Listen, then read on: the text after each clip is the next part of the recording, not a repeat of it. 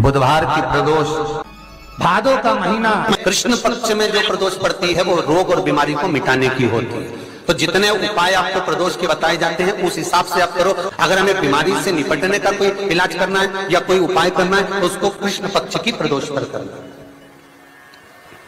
बुधवार की प्रदोष, भगवान शंकर ने माता पार्वती से कहा था, पार्वती जब मनुष्य रोग से ग्रसित होगा, यह मानव का शरीर जब रोगों से घिर जाएगा, तब तेरे फेंके हुए कुंदुक नाम का अगर वो स्मरण करेगा और कुंद का ईश्वर का नाम लेकर एक लोटा जल लाल चंदन मिलाकर मेरे शिवलिंग पर समर्पित करेगा तो वो रोग से मुक्त हो जाएगा।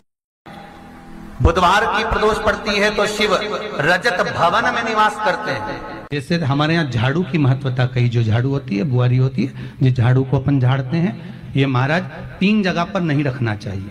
कितनी जगह पे नहीं रखना है? 3 जगह।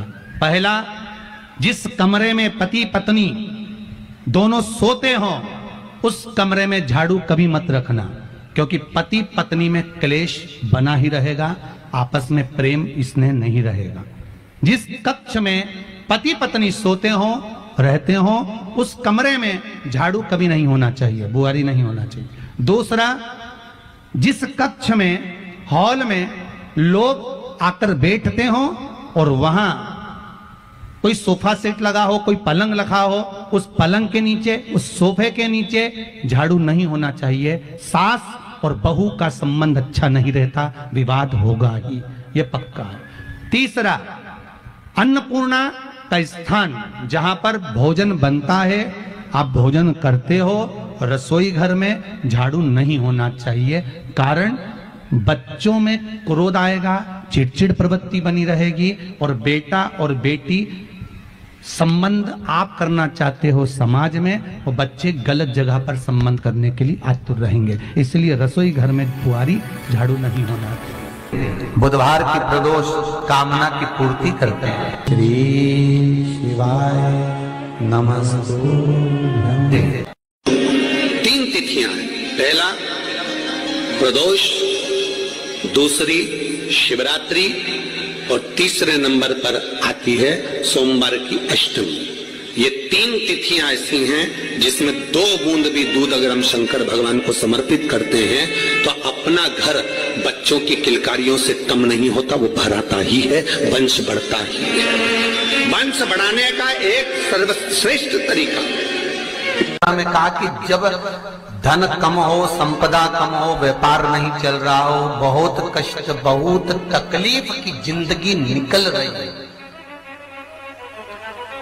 2 रुपए भी अगर खाने के लिए नहीं है तो एक बार प्रयास करना, घर में ही प्रदोष के दिन घी का दिया लगाकर या मंदिर में शंकर के घी का दिया लगाकर उसमें 2 बाती, कितनी बाती? 2 बाती रखना। चाहे तुम लंबी रख लो चाहे गोल रख लो, पर रखना 2 ही बाती। घी का दिया लगाकर दुख दहन स्तोत्र का पाठ करो। दारिद्र दुख दहन स्तोत्र का पाठ बाजार में किताब मिल जाएगी, नहीं मिले तो मोबाइल पर सर्च कर लेना, उसमें निकाल लेना, उसका पाठ करो। कम से कम 5 प्रदोष तो करो। और बाबा विश्वास रखना शिव महापुराण पर, अगर पहली प्रदोष पर ही आपने अगर घी का दिया लगाकर, आसन लगाकर शंकर के सम्मुख में प्रदोष के दिन, प्रदोष काल में शिव की पूजन कर दारिद्र दुख दहन स्तोत्र का पाठ चालू कर दिया तो विश्वास रखना कि 5 प्रदोष तक तो बाबा खुद करुणा कर देगा। आपको मुड़कर नहीं देखना पड़ेगा।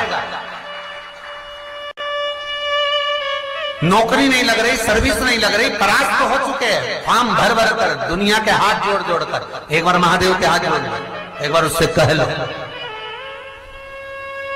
ओम शब्द लिखकर, अक्षर लिखकर, उस पर एक बेलपत्र समर्पित कर कर शिव जी से अपनी कामना कर कर, जो प्रदोष के दिन,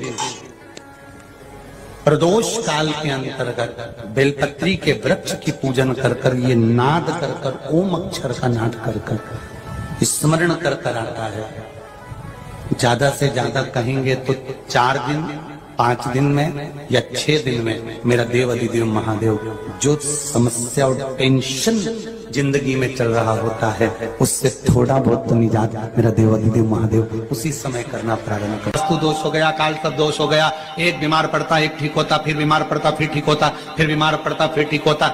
शिव महापुराण की कथा कर रही है, शंकर भगवान का चरित्र कर। कृष्ण पक्ष में जो प्रदोष पड़ती है, एक पीपल के पत्ते पर कनेर का पुष्प अपने घर के अंदर रख लीजिए प्रदोष के 1 दिन पहले, और प्रदोष वाले दिन उसको बहते हुए पानी में डाल दीजिए। जिंदगी में तो तुम्हारे यहाँ तकलीफ चल रही है, एक उठ रहा है, एक बैठ रहा है, एक बीमार पड़ रहा है, एक ठीक हो रहा है, फिर बीमार पड़ रहा है, फिर ठीक हो रहा है, ये ठीक हुआ, फिर इसको हो गया, फिर इसको कुछ हो गया, फिर किसी को कुछ हो गया, अर्थात शिव का नाम लेकर। और फिर ध्यान देना, इस क्रम को करने के लिए आपको तुम रुकेश्वर महादेव का नाम लेना। जिस प्रदोष व्रत का हम वर्णन करते हैं, जिस प्रदोष के दिन का आपको बधाई कल हमने दी थी कि प्रदोष की आपको बधाई हो, प्रदोष शाम का जो समय होता है, प्रदोष काल जो होता है, उसका वर्णन जब हम करते हैं, ये प्रदोष की पूजन का विधान किसने बनाया, ये प्रदोष की पूजन का नियम किसने बनाया, ये प्रदोष की संध्या काल का प्रदोष के समय का पूजन का विधान कौन बनाया, ये प्रदोष के समय पर एक बेलपत्र चढ़ाने का विधान किसने बनाया, प्रदोष के समय पर एक समीपत्र चढ़ने का विधान किसने बनाया, प्रदोष के समय पर अगर मान लो कोई भिखारी से व्यक्ति भी है जो ठेला चला रहा है, उसके पास में खाने के लिए कुछ नहीं है, फटे कपड़े पहन रहा है, उसकी जिंदगी में कुछ भी नहीं बचा और कर्जे में लदालूम हो गया, एक चावल का दाना अगर वो प्रदोष के दिन प्रदोष काल में शाम के समय पर शंकर के शिवलिंग पर चढ़ा देता है तो 3 या 4 प्रदोष में उसका कर्जा चुकना प्रारंभ हो जाता है। प्रदोष का विधान इतना ये प्रदोष का वर्णन करा किसने, इतना प्रदोष की महत्वता बताई किसने, कौन करे इतना वर्णन। अगर प्रदोष की महत्वता बताने वाला कोई है, इसीलिए मेरे शंकर भगवान माता सती को लेकर कुंभज ऋषि के यहाँ, अगस्त ऋषि के यहाँ कथा सुनने के लिए गए थे, क्योंकि उनके बराबर कोई शंकर के महत्व को बता नहीं सकता और प्रदोष के महत्व को नहीं बता सकता। सती मैया को प्रदोष का महत्व बताने के लिए शंकर सती जी को लेकर कुंभज बाबा के यहाँ गए थे, अगस्त ऋषि के, प्रदोष के महत्व को तो जानो सती तुम प्रदोष के महत्व को तो सती जानो, तुम प्रदोष के महत्व को तो सती पहचानो कि प्रदोष का महत्व क्या होता है, प्रदोष काल का महत्व क्या होता है, प्रदोष के समय का महत्व क्या होता है। जिस समय पर सूरज डूब रहा हो, चंद्र प्रकाशित हो रहा हो, दोनों का मेल हो रहा हो, ना तो पूरा सूरज डूबा है, ना पूरा चंद्र आया है, ना पूरा अंधेरा है, ना पूरा उजाला है, उस समय को प्रदोष काल कहा गया, उस समय को प्रदोष का समय कहा गया। प्रदोष व्रत करने वाले को भोजन नहीं करना चाहिए, ध्यान दीजिए। फलाहार करो, उसमें भी नमक का सेवन मत करो। प्रदोष व्रत में नमक का सेवन वर्जित होता है। कारण क्या कारण होता है? उसका एक कारण माना गया नमक की वर्जितता। जिस समय पर एक नगर में एक ब्राह्मणी रहती थी, बहुत भाव से सुनिएगा, प्रदोष व्रत नमक को त्यागने का भाव। प्रदोष व्रत की किताब में भी मिल जाएगा आपको, आप पढ़ेंगे तो सुना होगा आपने। एक ब्राह्मणी रहती थी एक नगर में, उसका पति नहीं था, छोटा सा बालक एक साथ में रहता, छोटा सा बालक। अब ब्राह्मण के घर की धर्म पत्नी है,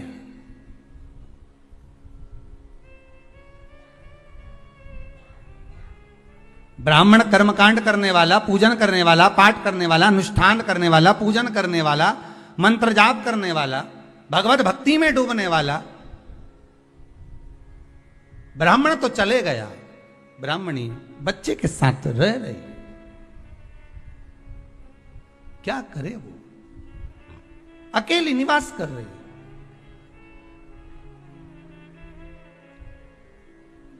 अकेली रह रही है। और ब्राह्मणी बच्चे के साथ भ्रमण करती रहती, घूमती।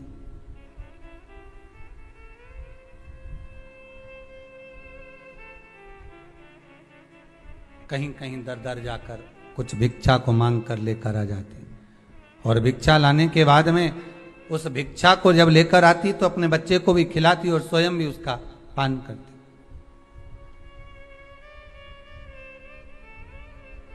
एक दिन ब्राह्मणी भ्रमण करते करते प्रदोष काल के समय पर शिव मंदिर में प्रवेश करी। प्रदोष काल के समय पर, और शंकर मंदिर में जब प्रवेश करा, प्रदोष काल किसको कहते हैं? सूर्य अस्त हो रहा, रात्रि प्रवेश कर रही हो, दोनों का जब मिलन हो रहा हो वो प्रदोष काल कहलाता। दोनों का जब मिलन हो रहा, सूर्यास्त हो रहा हो, रात्रि अपना चरण बढ़ाने के लिए आगे बढ़ रही हो, और दोनों का जब मिलन हो रहा है वो प्रदोष काल है, वो प्रदोष का समय है।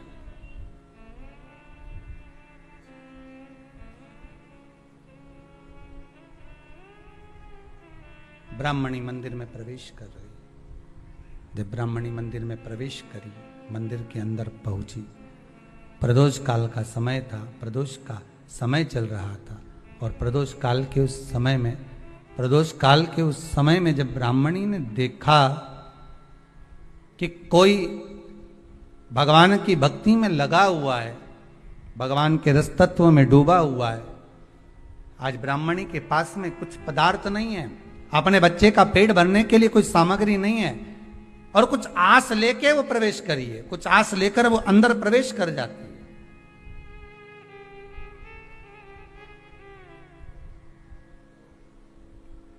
कोई ऋषि की पत्नी, कोई ब्राह्मण जन की अर्धांगिनी उस प्रदोष के समय पर शंकर का अभिषेक पूजन कर रही थी, भगवान शिव की आराधना कर रही थी, भगवान की भक्ति में डूबी हुई थी। भोला सब दुख काटो मारा, भक्ति में डूबी हुई है, भगवान के स्मरण में डूबी हुई है।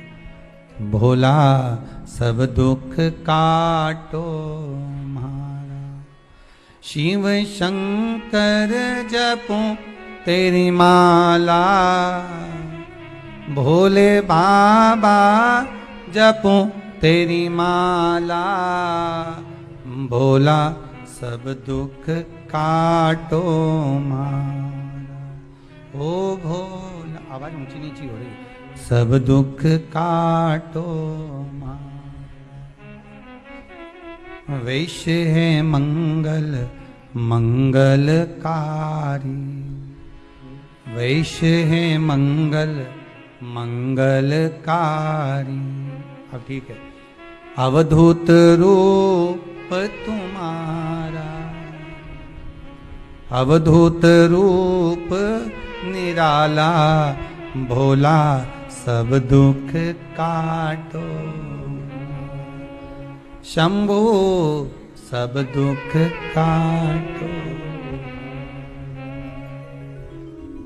शीश पे गंगा मस्तक पे चंदा, शीश पे गंगा मस्तक पे चंदा, अवधूत रूप निराला, अवधूत रूप निराला, भोला सब दुख काटो। शिव शंकर जपूं तेरी माला, भोले बाबा जपूं तेरी माला, भोला सब दुख काटो। शंकर सब दुख। कोई ब्राह्मण की पत्नी, कोई ऋषि की पत्नी, कोई साधु सन्यासी तपस्वी साधक की अर्धांगिनी शिव की आराधना में डूबी हुई थी, शंकर की आराधना कर रही थी। जब भगवान शिव की आराधना में डूबी हुई है, आराधना कर रही है, ये कुछ पाने के लिए चली गई। ये कुछ पाने के लिए गई, और इसके मन में आया कि मैं कुछ, मुझे भोजन का कोई पदार्थ मिल जावे, मुझे कुछ भोजन मिल जावे, और जब मुझे भोजन मिल जाएगा तब मैं जो पाऊंगी अपने बच्चे को भी पवाऊंगी। पर जिस मंदिर में वो प्रवेश करी थी, जहां पर नारी पूजन कर रही थी शंकर की प्रदोष काल में, वहां पर पड़ी हुई कुछ वस्तु को इस ब्राह्मणी ने मांग लिया।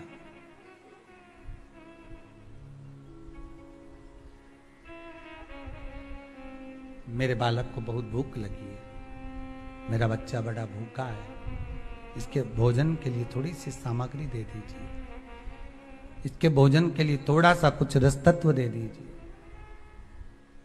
उसने उठाया थोड़ा सा पदार्थ, कुछ जो उसके पास में था वो दिया।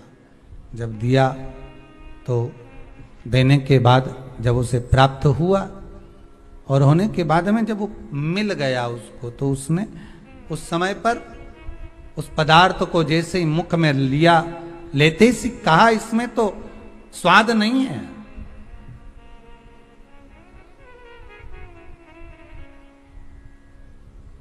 इसमें स्वाद नहीं है।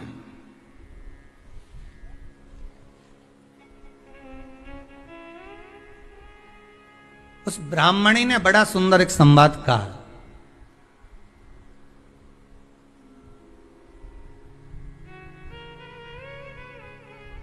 घर का जो बड़ा होता है ना, घर का जो भयो होता है, घर का बुजुर्ग जो होता है, घर का जो प्रथम स्थल प्राप्त करने वाला, मेन कुर्सी पर अच्छी जगह पर जो बैठने वाला होता है ना, ब्राह्मणी कहती है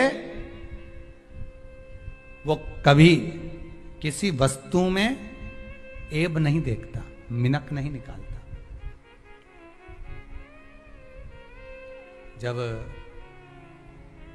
समाज के अन्नकूट होते हैं, समाज के जब अन्नकूट होते हैं महाराज, समाज के जब अन्नकूट होते हैं, बड़े बड़ी समाजों में जब कार्तिक महीने में अन्नकूट महोत्सव होते हैं, बहुत सारा प्रसाद बनता है। जो बुजुर्ग होते हैं ना, बड़े समझदार लोग होते हैं ना, तो अन्नकूट की जब प्रसाद खाने बैठते हैं ना, उसमें नमक नहीं भी होता ना, तो नहीं बोलते कि इसमें नमक नहीं है। पर जो हमने डोनेशन दिया है, जब तुम आए थे समाज वाले, तो हमने 1000 का लिफाफा दिया, 500 का लिफाफा दिया, 2000 का लिफाफा दिया, और भोजन ऐसा बनवाया। एक व्यक्ति वो जो खाकर चुपचाप चले गया, और एक व्यक्ति वो जिसने प्रसाद पर उंगली उठाई। इन दोनों को अन्नकूट की तारीख पे इनका नाम लिख लो, और अगला अन्नकूट आए तब दोनों की दशा देखना। एक जो चुपचाप खाकर चले गया, भगवान के प्रसाद को प्रसाद मानकर, प्रभु का दर्शन मानकर लेकर चले गया, वो उन्नति की सीढ़ी पर चढ़ता चले गया, और जो मिनक निकालता रहा वो साल भर खटर पटर की जिंदगी जीता रहा। साल भर उसने केवल खटर पटर ही करा, वर्ष भर उसने कुछ करा ही, पूरी वर्ष उसने केवल खटर पटर ही करा, उसके सिवाय वो कुछ नहीं कर पाया। उठा पटक का जीवन जीता रहा, ये लाया वो पटका, वो लाया वो पटका, वो लाया वो पटका, वो लाया वो पटका, बस यही जीवन वो जीता रहा, यही जिंदगी वो जी रहा है। भगवान के प्रसाद में कभी भी ध्यान रखिएगा, भगवान के प्रसाद के अंतर्गत स्वाद की कोई मूलता नहीं होती। भगवान का प्रसाद स्वयं स्वाद है।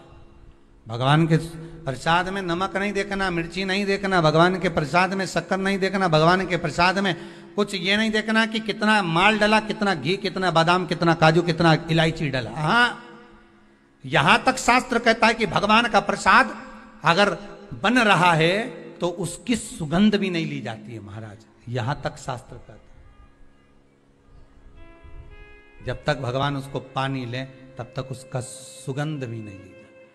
और कई कई जगह तो भगवान को प्रसाद अगर सूखा सामान हाथ में आ गया, इलायची कैसी है, मंदिर के अंदर जाने वाली है भगवान को डालने के लिए, ला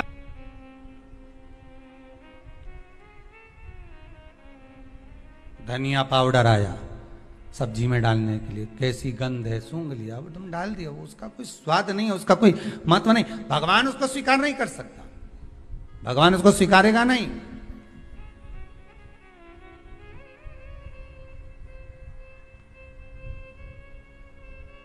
कई कई घरों में तो हंडी से दाल चलाती जाए ने हाथ में डाल के।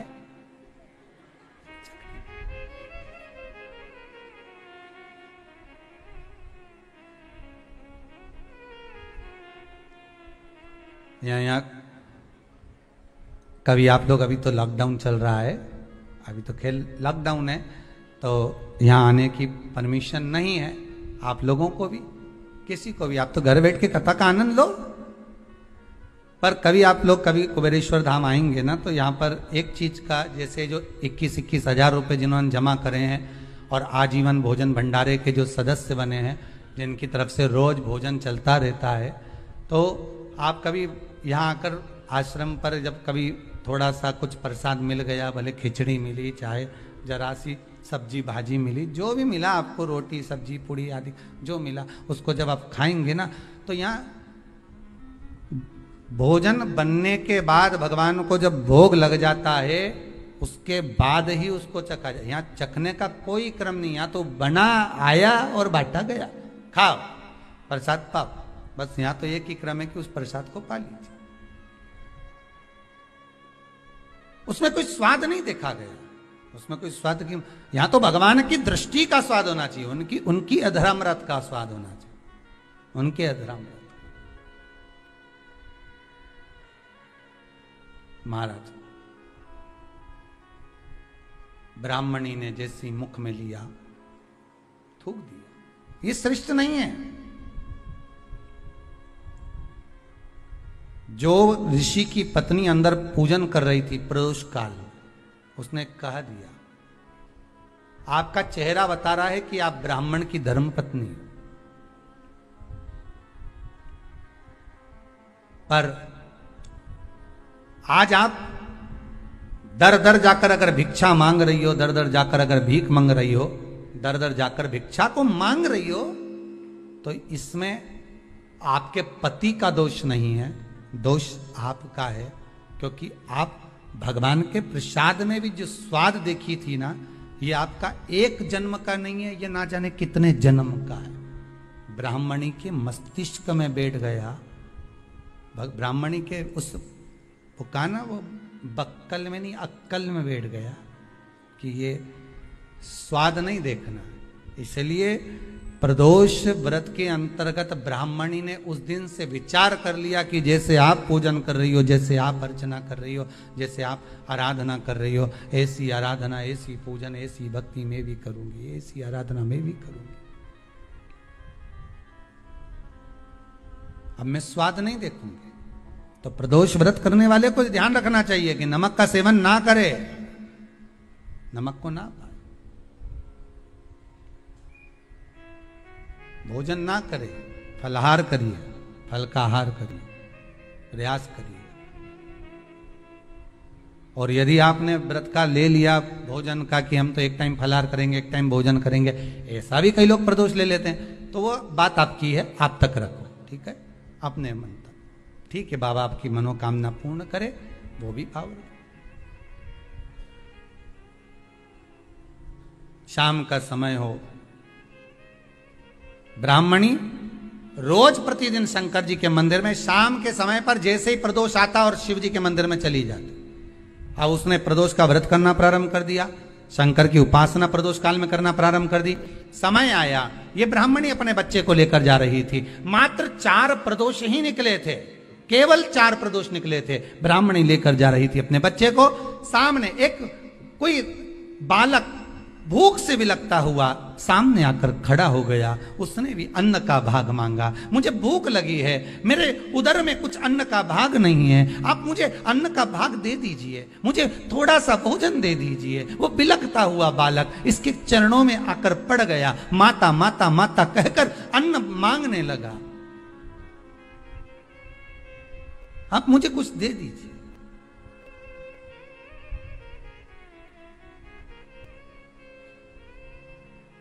माता जो प्रसाद लेकर आ रही थी, वही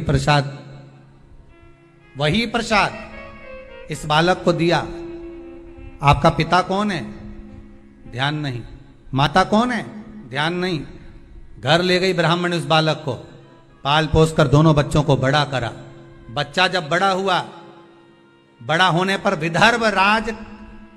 विदर्भ राज के राज्य का युवराज था ये। इसके राज्य पर आक्रमण कर कर इसके माता पिता को मार दिया गया था और उपद्रवियों ने उस पर कब्जा कर लिया था। जब ये बड़ा हुआ, इसको मालूम नहीं कि मैं विदर्भ राज का बेटा हूं, बस ये तो चाह रहा था जाते जाते जाते जाते विदर्भ राज में प्रवेश कर कर इसने जो देखा, अपने कुछ मित्रों को एकत्रित कर कर राज्य पर आक्रमण कर दिया। आक्रमण करा, विधर्मियों को भगा दिया, खुद राजा बनकर बैठ गया। जब ये बालक राजा बनकर बैठा तो ब्राह्मणी का जो पुत्र था उसको मंत्री बना लिया। पर इसको समझ नहीं आया, मेरा इतना बड़ा राज्य सब चले गया था, मुझे ये तक नहीं मालूम था कि मैं एक युवराज हूं, मैं एक नगर का राजा का पुत्र हूं, मुझे कुछ भी नहीं मालूम था। फिर आखिर मुझे ये सब कुछ वापस कैसे प्राप्त हो गया, ये समझ में नहीं आया कि इतना वैभव, इतना धन, इतनी दौलत, इतनी संपदा मुझे कैसे मिल गई, कारण क्या है, उसके पाने का मुझे क्या कैसे मिला है, ये कैसे प्राप्त हुआ है।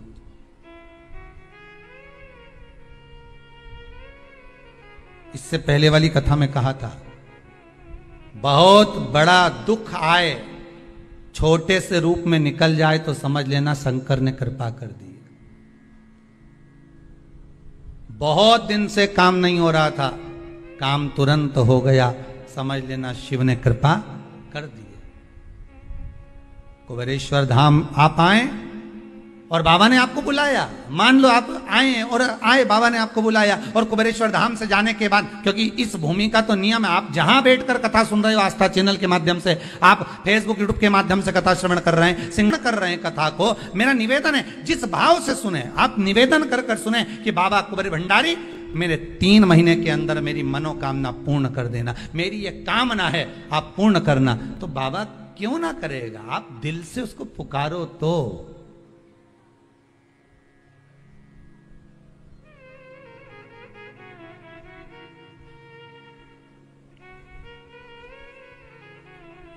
आप दिल से उसको पुकारो, क्यों नहीं आएगा। मेरे भोले तेरा सहारा है, मेरी नैया का तो किनारा है, मेरी नैया का तो किनारा है, क्यों ना देगा।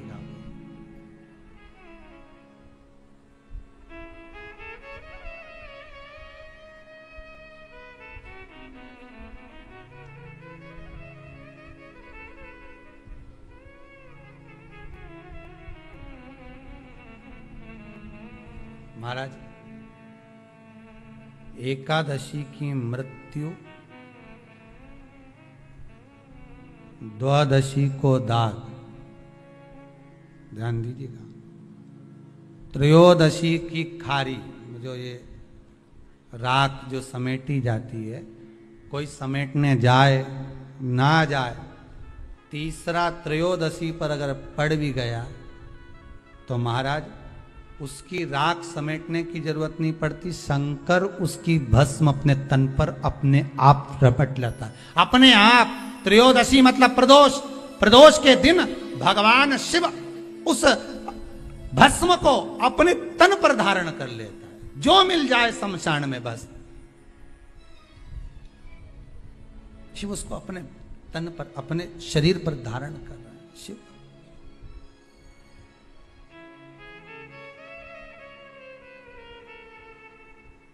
प्रदोष त्रयोदशी, महाराज ब्राह्मणी, उस राजकुमार के मन में प्रश्न उठ गया, उस ब्राह्मण के, उस राजकुमार के मन में प्रश्न उठा कि मुझे वापिस कैसे मिला। गया, जिस माता ने पाल पोस कर बड़ा करा था उसके पास पहुंचा, माता जी के पास में जाकर कहा, माँ ये तो बताओ कि मुझे ये वापिस कैसे मिल गया, मैं नहीं जानता था, कुछ भी नहीं जानता था, ये मिला कैसे, कैसे प्राप्त हुआ है। ब्राह्मणी ने कहा मुझे नहीं मालूम, पर इतना जरूर हो सकता है कि हो सकता है कि तुम्हारा पूर्व समय का कोई पुण्य प्रबल हुआ होगा, उससे मिला होगा, हो सकता है। किसी ऋषिवर के चरणों में, गुरु के चरणों में जाकर बैठा, गुरुदेव से निवेदन करा कि ये मुझे मिला कैसे, ये वापस मुझे कैसे प्राप्त हो गया।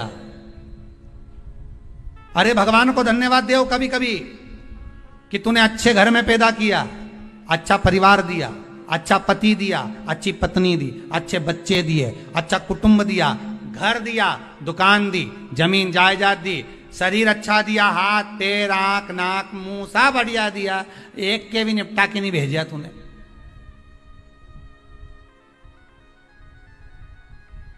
मान लो एक आध निपटा के भेज देता तो क्या झगड़ा करने ऊपर जाते? एक ही कान देता और एक गायब कर देता तो यहां से चिपका देता तो क्या कर लेते? हाथ एक देता और एक गायब कर देता तो क्या झगड़ा करने जाते ऊपर कि मुझे ऐसा शरीर दिया? नहीं, भगवान को धन्यवाद देना कि मुझे अच्छे घर में पैदा करा, कटोरा लेके वहां चौराहे पे नहीं बिठाया, तूने अच्छा घर दिया, 2 समय की रोटी दे रहा है, खूब जोरदार शरीर दिया, भजन करने का मुहूर्त दिया, और बचा कुचा था तो ये सियोर वाला महाराज दे दिया, कथा सुनाने वाला। भगवान से प्रार्थना करना, धन्यवाद देना, गजब कराते हैं भगवान, बहुत कृपा कर। आधा समय हमारा सोने में निकलता था, अब जब से तूने कृपा कर दी। भाई लोग कहते हैं, कई लोग कहते हैं कि सियोर वाला महाराज बावला है, कहते हैं तो पगला है, बावला है।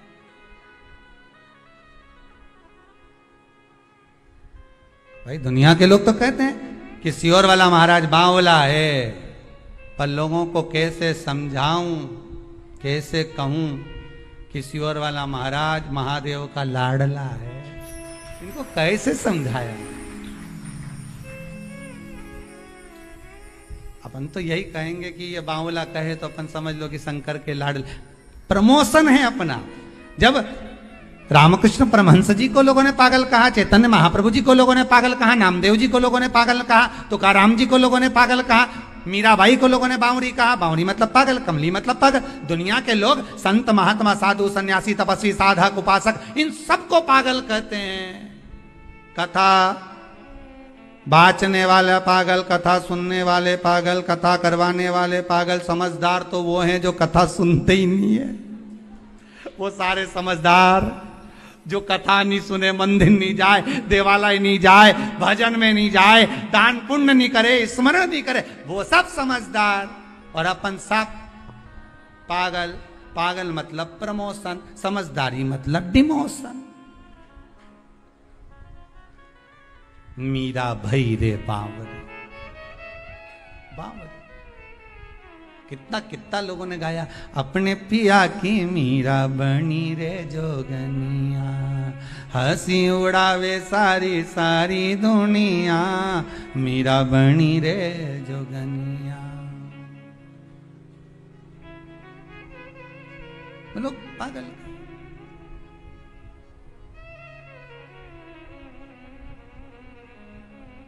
गांव का लोग मने बावरी बतावे, संगरी सहेलियां जी उंगली उठावे, हंसी उड़ावे सारी सारी दुनिया, हंसी उड़ावे सारी सारी दुनिया, मीरा बनी रे जोगनिया, अपने पिया की मीरा बनी रे जोगनिया। लोग बावरी कहे, पागल कहे, मूर्ख कहे, जो कहना कहे, जो कहना कहे, वो बावरा कहते हैं। हो सकता है हम महादेव के लाडले हो रहे हो,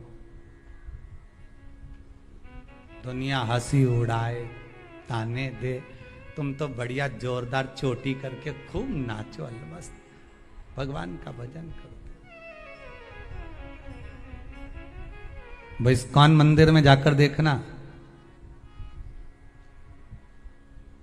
हरे राम राम राम हरे हरे, हरे कृष्ण कृष्ण कृष्ण हरे कृष्णा, हरे कृष्णा कृष्णा कृष्णा हरे हरे, हरे राम राम राम। खूब ऊंचा कर रहे, नाच रहे, भजन कर रहे। दुनिया के लोग उनकी मोबाइल में मूवी बना रहे कि बताओ कैसे नाच रहे, पर इनको कौन समझाए। अरे मीराबाई से भी राणा ने कहा एक जगह बैठ के क्यों नहीं भजन गाती, बार बार खड़ी हो जाके नाचने लगती है। एक जगह बैठकर भजन क्यों नहीं गाती, फिर नाचने लगती है, बार बार नाचती है। मीराबाई ने कहा राणा तुझे कैसे समझाऊं, चाय की पत्ती के डब्बे में चम्मच रखी है छोटी सी, चम्मच दब गई नीचे, निकालने के लिए हाथ मत डालो, डब्बे को उछालो, चम्मच ऊपर आ जाएगी। उसी तरह भगवान छुपा है अंदर, थोड़ी देर नाच लो, निकल कर बाहर आ जाता है। उसको पाने का तरीका, उसको प्राप्त करने का तरीका है। पर लोग कहें ये पागल, ये बावरी, कहे तो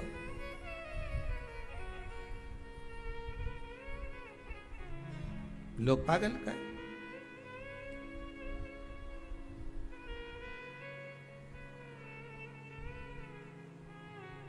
एक वो साधारण भाषा में हरियाणी में कहते ना, नी में कमली होली, नी में कमली होली,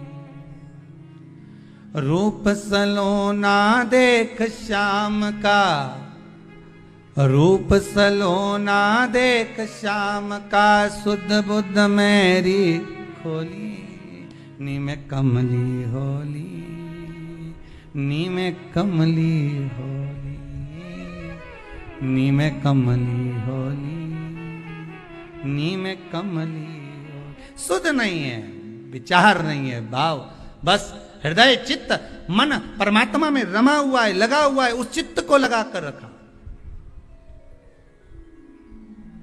शाम का समय मालूम नहीं कहां से प्राप्त हो गया। भगवान को धन्यवाद दो, तूने दिया, खूब दिया, तेरी कृपा है जो आज बैठकर मैं भगवान की कथा सुन रही हूं, भगवत भजन कर, ये तेरी कृपा है। और भगवान ने कृपा करी। फिर दिन भर का जो समय निकला, उस ब्राह्मणी से बच्चे ने जब पूछा तो उसने कहा मैं क्या करूं और अच्छा करने के लिए, तो ब्राह्मणी के मुख से निकल गया प्रदोष का व्रत कर ले, प्रदोष काल में जाकर भगवान शंकर की आराधना कर, शिव मंदिर में जाकर अर्चना कर, प्रदोष काल में जाकर शंकर को नमन कर। अगर प्रदोष का व्रत काल में जाकर शंकर के मंदिर में एक घृत का घी का दिया लगा दे, आपको पहले भी कहा है, तुम्हारी भगवान से अगर बैर है, भगवान के मंदिर नहीं भी जाना चाहते तो भगवान की चौखट पे दिया लगा दो, पर लगाओ। शाम के समय पर प्रदोष काल में बेलपत्री के पेड़ के नीचे, चाहे शंकर के मंदिर के दरवाजे पर या शिव मंदिर में, अगर आप प्रदोष के दिन दिया लगाते हो, सोमवार के दिन दिया लगाते हो, तो ऐसा कोई व्यक्ति नहीं जिसको मेरे देव अधिदेव महादेव मेरा विश्वनाथ भंडार नहीं भरता हो, खाली नहीं छोड़ेगा, दे देगा, भंडार भर देगा, कमी तो नहीं रख सकता, ये पक्का। पर तुम करना ही नहीं चाह, 2-4 सोमवार करो और उसके बाद के तो महाराज जी हमने तो करा था, हमको तो मिला ही नहीं। 2-1 प्रदोष करा तुमने, अरे 1 साल करो, सारे दरबदर भी तो अपन ठोकर खा कर आए, इतना साल निकाला अपन ने, और 6 महीना 3 महीना 4 महीना भगवान से निवेदन तो करो, दिल से कहो तो सरी, नी भंडार भरे तो बात दूसरी, एक बार बोलो तो।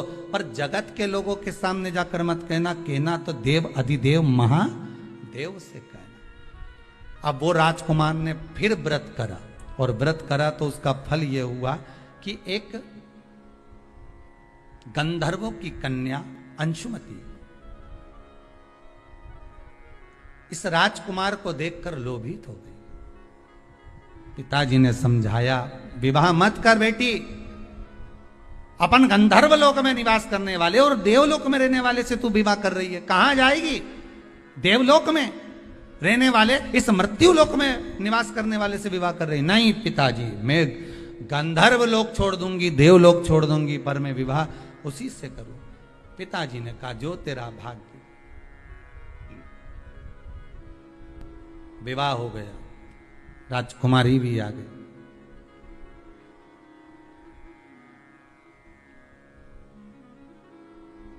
इसका चित्त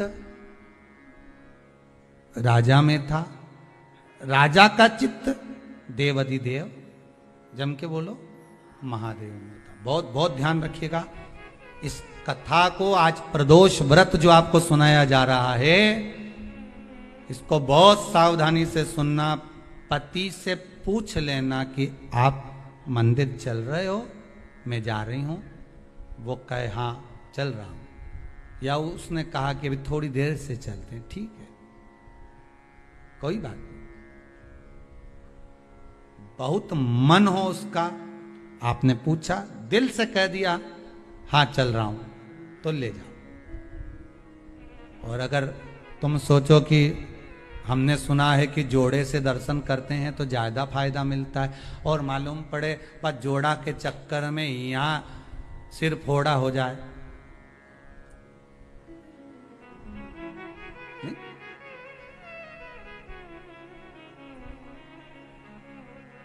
हो सकता है जोड़े के चक्कर में सिर फोड़ा हो जाए। नहीं जाना ना, मैंने एक बार मना कर दिया। कैसे नहीं जाओगे, चलो मेरे साथ। लड़ाई झगड़ा करके ले गई, मंदिर में पहुंच भी गई। इसका मन महादेव में, किसका मन लगेगा? अरे बोलो तो सही, जो पत्नी लेके गई है उसका मन, पत्नी लेके गई, इसका पत्नी का मन महादेव में लगेगा क्या? ईमानदारी से बोलना नहीं, क्योंकि उसका भगोने जैसा जब मुंडा देखेगी तो बार बार अगरबत्ती भी लगे।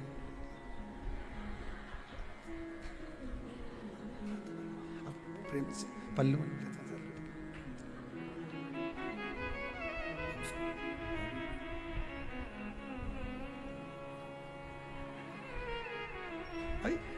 इसका मन महादेव में नहीं, अगरबत्ती जरूर लगा रही, दिया जरूर लगा रही, पर इसका मन वो भगोना में है, वो उसमें वह भेरू में लगा हुआ है।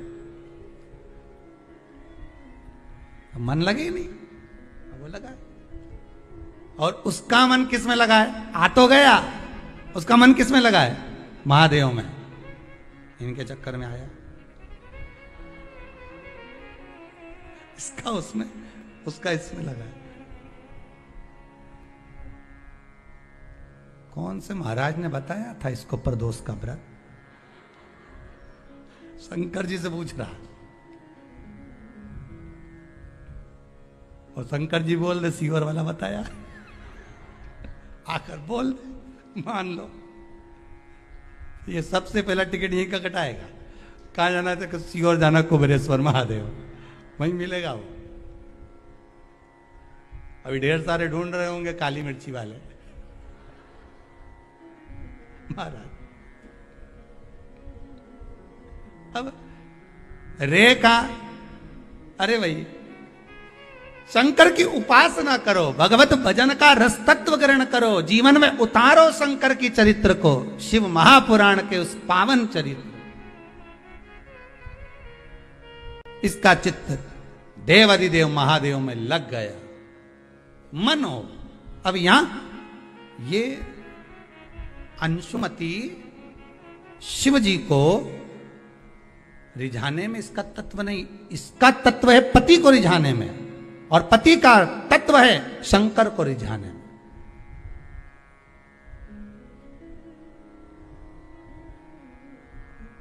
शिव को रिझाने में पति।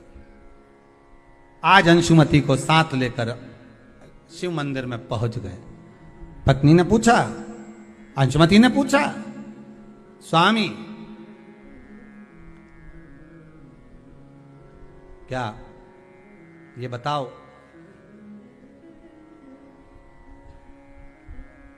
शंकर को प्रदोष काल में पूजने के लिए आप आए हो, ये शाम का समय तो भ्रमण का होता है, आप हमें कहीं और भ्रमण करने लेकर जाते तो आनंद की अनुभूति होती, पर प्रदोष काल में आप तो शिव मंदिर में लेकर आ गए हमको। इसका मन इसमें है, इसका मन इसमें। बहुत ध्यान देना कथा पर। जिसका मन जहां लगा हो उसको वहीं छोड़ दो जी। आपका मन शंकर में लगा है तो शंकर में लगा कर रखो, उनका मन घर में लगा है तो उनको घर में ही लगा के रखो, ठीक है। आपका मन शिव में नहीं है ना, क्यों? उसका कारण है, हम इसको अगर वहां से निकालेंगे, इसका मन तो उसमें लगा हुआ है, और उधर से निकाल कर अगर हम इधर जोड़ेंगे तो इसको जोड़ तो देंगे, पर ये मन से कछोटेगा, मन से भगवान का नहीं हो पाएगा। परमात्मा, गुरु और माता पिता ये एक ही बात कहते हैं कि भले तुम 2 क्षण के लिए मिलो, पर दिल से मिलो, हृदय से मिलो, मन से मिलो। 2 क्षण के लिए आओ भले, पर दिल से आइए, मन से आइए। 2 क्षण के लिए आओ, पर मन से, दिल से, हृदय से। अब अंशुमति का मन नहीं लगा। आखिरी में पति ने कहा, आज आपको हमारे साथ में प्रदोष की पूजन के लिए चलना है।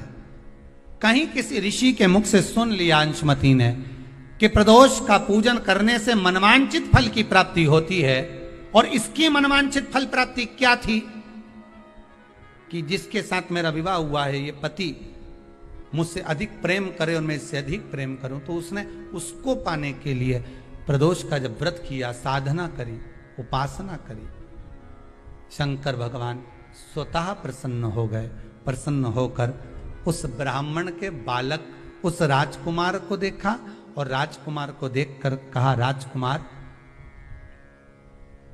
ये आपको अधिक स्नेह करती है और आप हमें स्नेह करते हो, अर्थात इसकी करी हुई भक्ति का फल हमें आपके द्वारा प्राप्त हो जाता है। इसलिए आप इससे ये ना कहें कि हमारी भक्ति करे। इसके हृदय चित्त में जिस दिन शिव भक्ति प्रदान होगी, फिर कोई भक्ति नहीं रह पाएगी, केवल शंकर की भक्ति ही चलती रहेगी। आज संपूर्ण विश्व में शंकर की भक्ति ऐसी हृदय में बैठ गई है लोगों के कि पहले लोगों को पूजन करना नहीं आती थी, पानी चढ़ाना नहीं आता था, मंदिर का ही पानी चढ़ा देते थे। पंचामृत कैसे चढ़ाएं? कहाँ शंकर भगवान के 13 बच्चे, कहाँ अशोक सुंदरी, कहाँ जया, विषहरा, शामली, वारी? किसको मालूम था कि शंकर भगवान की लड़कियां इतनी है, अशोक सुंदरी है, 5 लड़की और हैं? किसको मालूम था कि गंगा जी के यहाँ से कार्तिकेय का जन्म हुआ, प्रागट्य हुआ? ये सब लोगों को अब धीरे धीरे धीरे धीरे जो शिव महापुराण के माध्यम से मालूम होता गया, पढ़ता गया, पढ़ता गया, पढ़ता गया। उसका फल आज ये हो गया कि लोग मंदिर में जब पूजन करते हैं तो अपनी गलती को छाट कर अलग कर कर श्रेष्ठ पूजन करते हैं, तो भगवान श्रेष्ठ फल प्रदान करता है। यह भक्ति का बल बढ़ गया, भक्ति का बल बढ़ा है।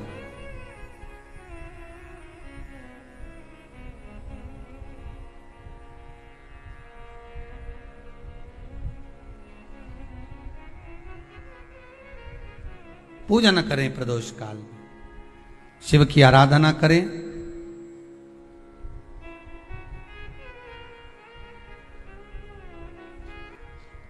आगे वर्णन आया, प्रदोष व्रत करने वाले को प्रदोष के दिन प्रयास करना चाहिए कि रात्रि के समय पर आधा घंटा, 10 मिनट, 20 मिनट जागरण करे। जागरण मतलब थोड़ा भगवान का भजन कर ले। भले 4-5 माताएं इकट्ठी नहीं हो तो अपन अकेले ही कर लो। अपन अकेले कम है क्या भाई? अपन कम पड़े? आराधना अकेले भी करो, जागरण करो।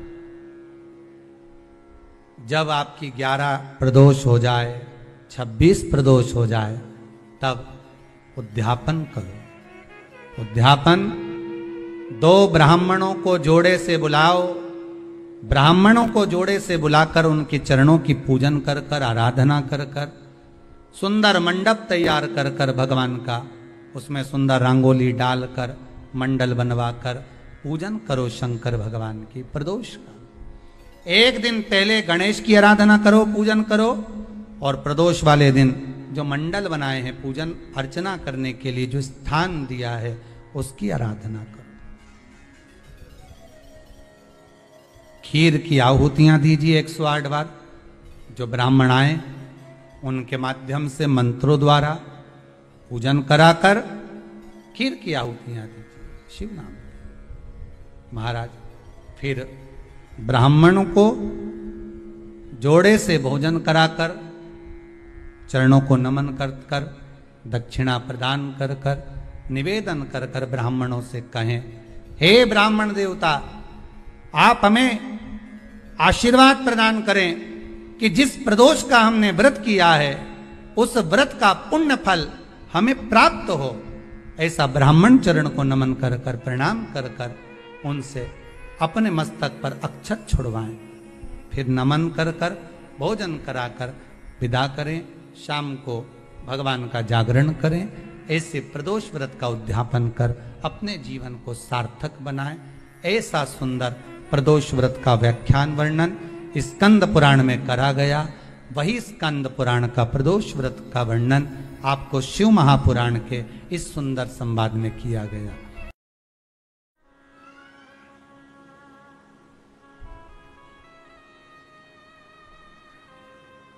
हमारे मन, ये चित्त, ये वृत्ति अगर गलत देखेगी तो उपास नहीं हो सकता। व्रत का कोई प्रमाण नहीं है हमारे। कितना सुंदर कहा है माताओं के लिए भी और पुरुष वर्ग के लिए भी कि जब जब आप किसी व्रत को करते हो, एकादशी का व्रत करो, चाहे प्रदोष का व्रत करो, चाहे पूर्णिमा का व्रत करो, चाहे चतुर्थी का व्रत करो, चाहे तीज का व्रत करो, चाहे हरताली का व्रत करो, छोटी तीज, बड़ी तीज, सतुआ तीज, तुम्हारी मर्जी पड़े, छठ का आदि जितने भी व्रत बताए, उस व्रत में एक चीज आप किताब में जरूर पढ़ना। आपके पास तो व्रत की किताबें होंगी, उन किताबों में पढ़ना। उसमें लिखा है कि एकादशी का व्रत करो तो रात्रि को जागरण करो। बोलो लिखा कि नहीं लिखा? भगवान का भजन करो। प्रदोष का व्रत करो तो प्रदोष के दिन जागरण करो। पूर्णिमा का व्रत करो तो पूर्णिमा के दिन जागरण करो। हरताली का व्रत करो तो हरताली का जागरण करो। तीज का व्रत करो तो तीज का जागरण करो। क्यों लिखा कि जागरण करो? क्यों लिखा कि भगवत भजन करना है? जिस दिन तुम्हारा व्रत रहे उस दिन तुम्हें भगवत भजन करना, उस दिन रात्रि का जागरण करना। उसमें यह नहीं लिखा कि रात भर आपको भजन, उसमें तो लिख दिया जागरण करना। जागरण का मतलब क्या होता है कि भगवान की भक्ति में डूब जाना, संसार की वस्तुओं में नहीं, आसक्तियों में नहीं, तृष्णा में नहीं, लोभ में नहीं, हमें परमात्मा के चरणों में डूब जाना है। रात्रि भर हमें उसका स्मरण करके सोना है। भले आप आधा घंटा सोएं, ये भी नहीं कहते कि पूरी रात तुम बैठ के मंजीरा बजाओ, सीताराम सीताराम करते और तुम्हारे बस का है भी नहीं जी हो। फालतू की बात हम कह भी नहीं और तुम सोचो कि कर लो तो तुम करो भी नहीं हो, कहीं का बोल देते हो। हाँ ये जरूर है कि कहीं का महाराज बोल दे कि बस रात भर मंजीरा बजा के सीताराम कहेगी तो अंडा जरूर निकलेगा, तो तुम जरूर कर लोगे, फिर कर सकते हो। पर वैसे कहीं का कह दे तुमसे कि फिर ये क्रम हो,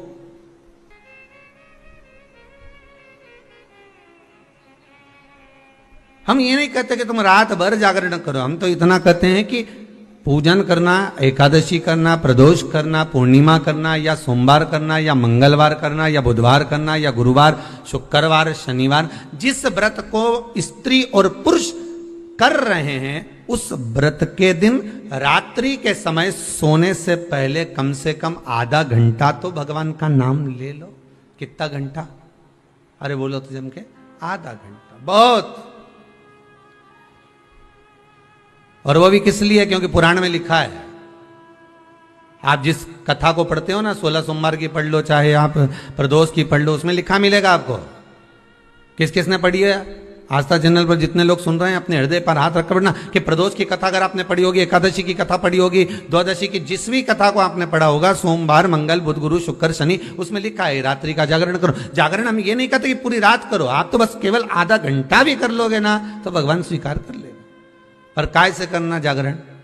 शरीर से नहीं। काय से करना? निर्मल मन सो मोहि पावा, मोहि छल छिद्र कपट ना भावा। मन से करिए। हम भगवान को दुनिया की सारी वस्तु देते हैं पर भगवान को हम मन नहीं दे पाते। मंदिर में खड़े होकर भी हमको बेटा बेटी से बात करे, पत्नी पति को फोन लगाए, पति पत्नी को फोन लगाए, सास बहू को लगाए, बहू सास को लगाए, भतीजा भतीजी को लगाए, बहन भाई को लगाए, तो भी मंदिर में पूजन कर रही है और फोन आ गया तो भी कह देगी मुझे तेरी बड़ी याद आ रही हो। अब भगवान के चरणों में बैठी भगवान की पूजन कर रही, भगवान की अर्चना कर रही, भगवान से निवेदन कर रही और फोन लगाकर दूसरे से कर रही कि मुझे तेरी याद आ रही, तो भगवान को कितना बुरा लगेगा? कितना बुरा लगेगा कि बेटी मेरे पास में, अरे पति पत्नी दोनों साथ में बैठे हुए हैं और दोनों आज विचार कर कर बैठे हैं कि अपन दोनों बात करेंगे, और इतने में पत्नी ले और व्हाट्सएप खोल के बैठ जाए, मोबाइल लेके बैठ जाए, या पति मोबाइल लेकर बैठ जाए तो पत्नी को बुरा लगेगा कि नहीं लगेगा? अरे ईमानदारी से तो बोलो, लगेगा ना। और अगर पत्नी व्हाट्सएप चला रही है, पत्नी अगर मोबाइल चला रही है तो पति को बुरा लगेगा। उसी तरह तुम परमात्मा के पास जाकर अगर बैठे हो, मेरे शंकर के पास जाकर बैठे हो, मेरे ओघड़दानी शिव के पास में जाकर बैठे हो, तो जितनी देर तुम शंकर के पास में बैठो उतनी देर तुम्हारा मोबाइल से मतलब है तुम्हारा मन कहीं और नहीं जाना चाहिए, उतनी देर तुम्हारा चित्त, तुम्हारी वृत्ति, तुम्हारा मन परमात्मा में लगा होना चाहिए। फिर देखो भगवान तुम्हारे व्रत का फल देता है कि नहीं देता, फिर देखो भगवान तुम्हें फल प्रदान करता है कि नहीं करता। फिर आप ये नहीं कहोगे कि मैंने इतने व्रत करे और भगवान ने नहीं सुने, फिर भगवान सुनेगा। भगवान कहते हैं कि व्रत तो करती है पर मन नहीं लगाती है, भोग तो लगाती है पर भाव से नहीं जिमाती है।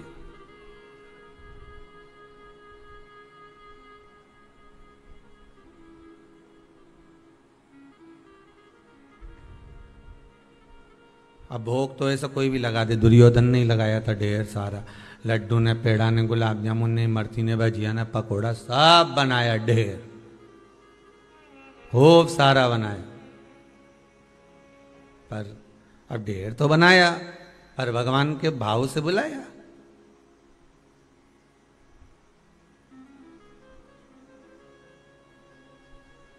कि भक्तों के घर भी सांवरे आते रहा करो, दर्शन के नैन बांवरे दर्शन दिया करो। कहते हैं प्रेम से प्रभु छिलके भी खा गए,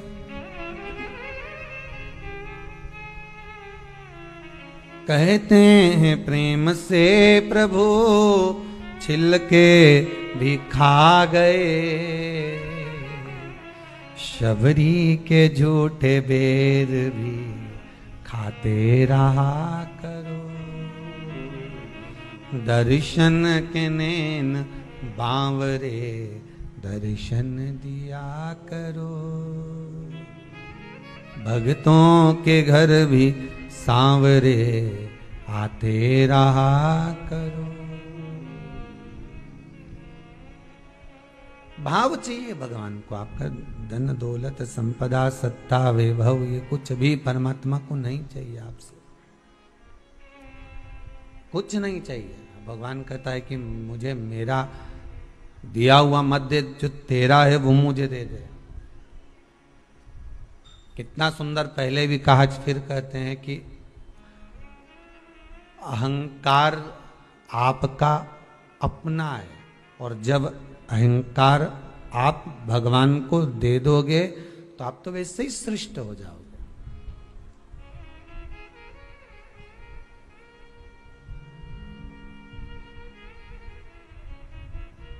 एक संत ने बड़ी सुंदर बात की, एक बहुत सुंदर वैश्या, बहुत सुंदर, अति रमणीय, बड़ी सुंदर,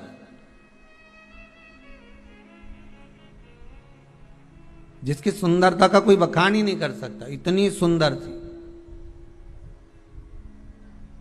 सब लोग उसका बखान कर रहे थे, बड़ा सुंदर है वो, बड़ी सुंदर है वो, बड़ी सुंदर है। उसके नैन बड़े बड़े हैं, उसकी नासिका बड़ी सुंदर है, उसके अधर बड़े सुंदर, उसके कर्ण बड़े सुंदर, उसके कपोल बड़े सुंदर, उसके केश बड़े सुंदर। संत के पास खबर पहुंची, संत निकल कर जा रहे थे, तो संत ने कहा कि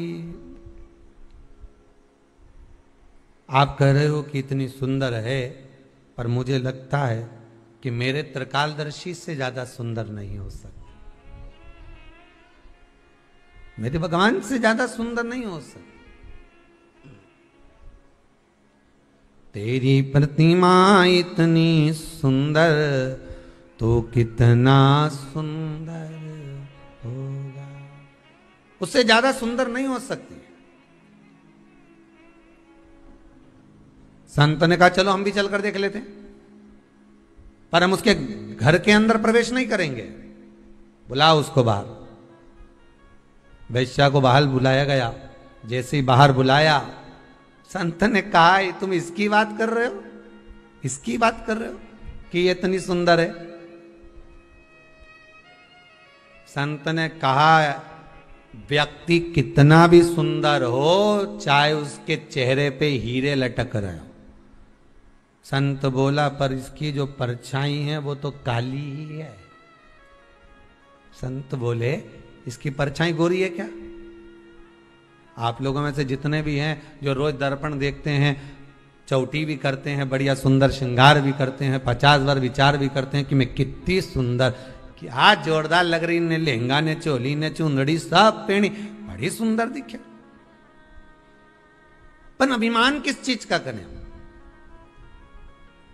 अगर सुंदरता का अभिमान आए तो एक बार चलते हुए रास्ते में अपनी परछाई जरूर देख लेना कि आप कितने भी सुंदर हो पर परछाई काली है। उसी तरह संसार की जितनी वस्तुएं हमको प्राप्त हो रही है, संसार की जितनी वस्तुएं हमको मिल रही है, संसार के जितने लोग हमको मिल रहे हैं, ये सुंदर बड़े होंगे। फ्रिज भी सुंदर है, वॉशिंग मशीन भी सुंदर है, एसी का रूम भी सुंदर है, डनलप का गद्दा भी सुंदर है, ये सोने की रकम भी सुंदर है, ये हाथ में पहनने वाले आभूषण भी सुंदर हैं, गले में धारण करने वाले सारे आभूषण भी सुंदर हैं, सब कुछ सुंदर है। पर ये सुंदरता के साथ में इसकी परछाई भी तो देखो कि ये काली है कि नहीं।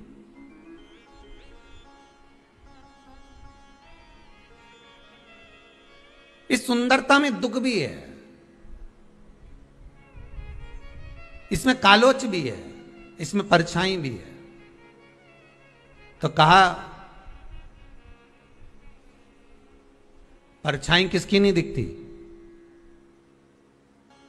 एक समय, एक पल, एक घड़ी, एक क्षण प्रतिदिन हर मनुष्य को प्राप्त होता है जिस समय पर मनुष्य की परछाई नहीं दिखती है।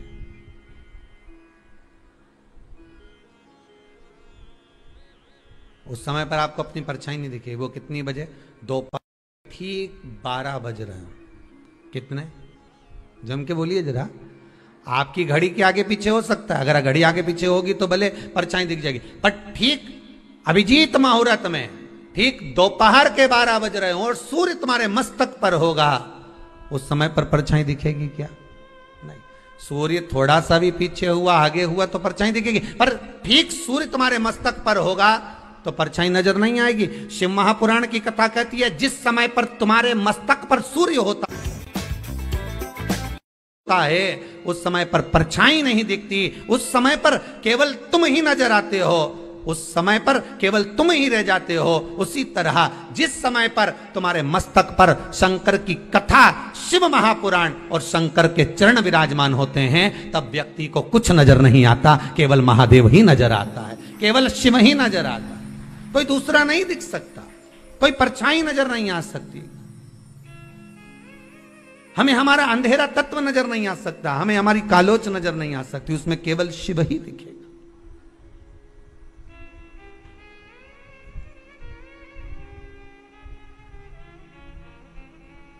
उसके सिवाय कोई दूसरा नजर नहीं आएगा। अगर नजर आएगा तो केवल एक शंकर ही नजर आएगा, केवल एक शिव, उसके सिवाय कुछ नहीं।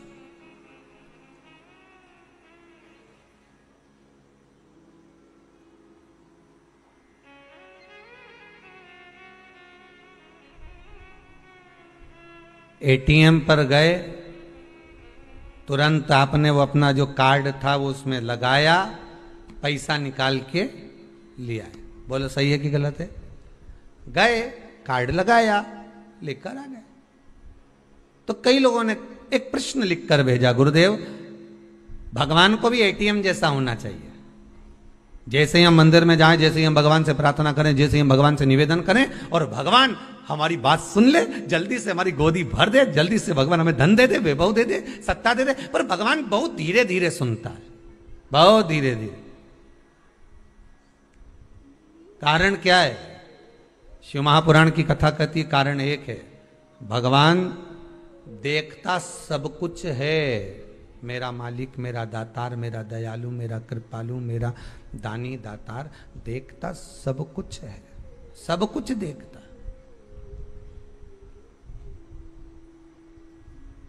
पर फैसला देर से देता है। देखता है वो, तुम्हारे केवल है कि 2-4 दिन तुम व्रत कर लो, 2-4 सोमवार के व्रत कर लो, उसमें तुम सोचो कि भगवान हमारी मनोकामना पूर्ण कर दे। कई कई माताएं ऐसी हैं हर साल संकट सोमवार करती हैं, हर साल 16 सोमवार करती हैं। ना जाने कितनी बार तो उन्होंने लक्ष्मी के व्रत कर लिए, ना जाने कितनी बार सोमवार के व्रत कर लिए, ना जाने कितनी बार उन्होंने कितने व्रत धारण कर लिए। उसके बाद भी माताएं विचार करती है कि अभी तक हमारा ये कार्य क्यों नहीं हुआ। क्योंकि तुम, भगवान सब देख रहा है कि कितना तुमने व्रत करा, कितनी साधना करी, कितनी उपासना करी, पर भगवान उसका फल जो देगा, भगवान जो फल प्रदान करेगा, वो थोड़ा फैसला जो देता है वो थोड़ा रुक कर देता है, आराम से देता है, देख कर देता है कि कितना फल देना है, इसको क्या प्रदान करना है, कैसे प्रदान करना है, कितना देना है, ये भगवान देख लेता है।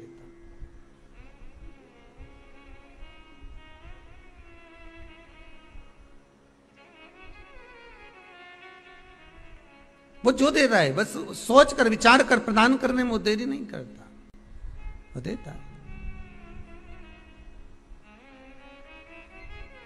भोले नाथ सुनो मेरी अर्जी सुनो त्रिपुरारी, आया आया में शरण तिहारी। भोले नाथ सुनो मेरी अर्जी सुनो त्रिपुरारी, आया आया में शरण तिहारी। भोले नाथ सुनो मेरी विनती सुनो त्रिपुरारी, आया आया में शरण तिहारी। सब गाइए प्रेम से, आनंद से।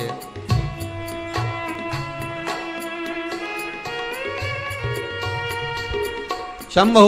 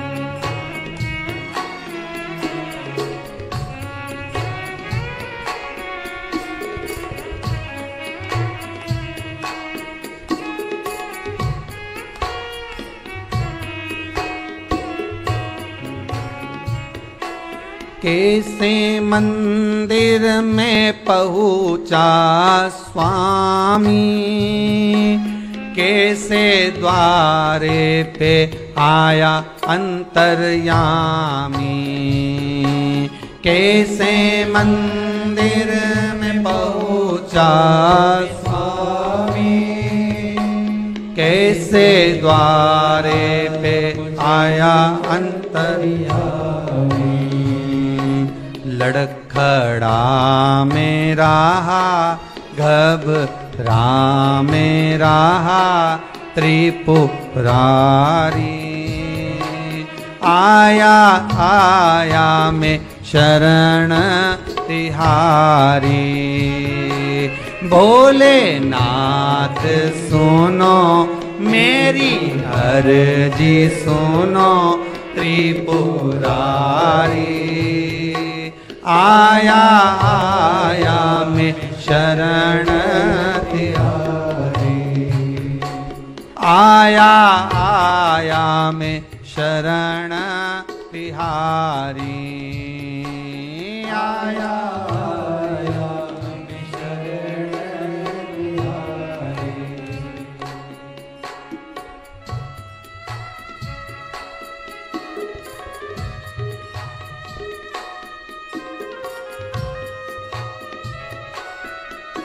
शंकर प्रकालदर्शी, हे कैलाशी, हे अविनाशी, हे शिव, हे ओघड़ी, हे दयालु, हे दाता, तेरी कृपा चाहिए, तेरी दया चाहिए।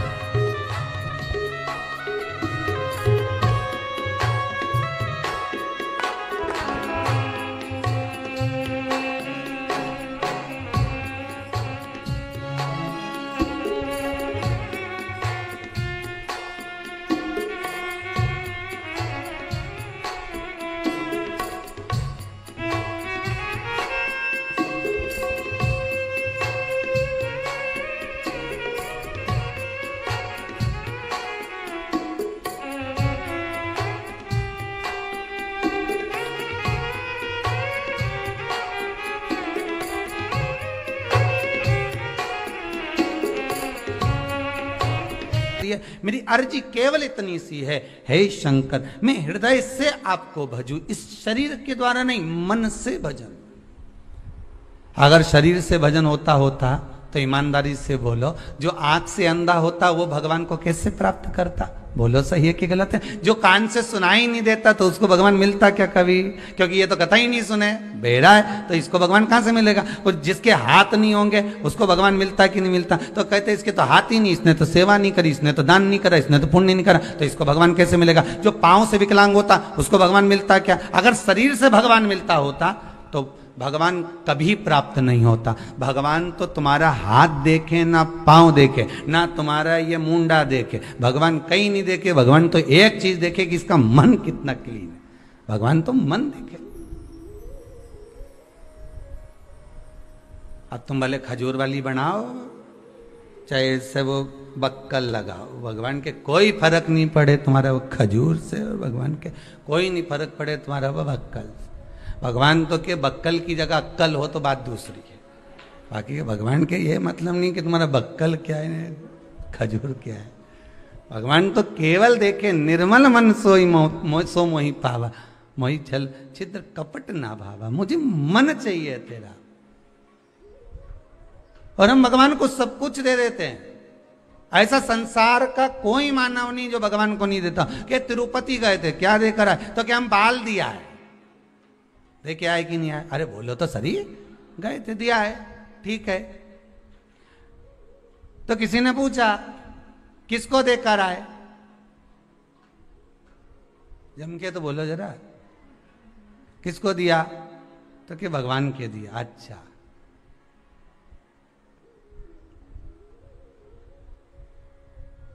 भगवान आकर बोले थे? जम के तो बोलो जरा। नहीं, बोला किसने था? और साथ में जो दोस्त गया था ना, मेरा बेस्ट फ्रेंड, उसने अपने बाल दिए थे। मैंने सोचा भगवान जल्दी प्रसन्न होगा, मैं भी दिया। मना नहीं है, बालाजी को बाल चढ़ाओ, हम मना नहीं करेंगे, पर बात केवल इतनी सी है, बाल तो देकर आए, रुपया भी खूब देकर आए, पर मन नहीं देकर। भगवान कहता है मुझे इन सब वस्तुओं से ज्यादा प्रिय है तेरा निर्मल मन, तेरा स्वभाव, तेरा भाव। मुझे दिल चाहिए, बस हृदय चाहिए। तो ना, तो हो सकता है कि युवानी अवस्था में, हो सकता है कि कभी कभी जब अवस्था ऐसी आ जाए, जब धन आसक्ति तृष्णा, जब बहुत सारा वैभव आ जाता है, बहुत सारा धन आ जाता है, बहुत सारी संपदा बढ़ जाती है, तो हो सकता है कि नई नई लाड़ी है,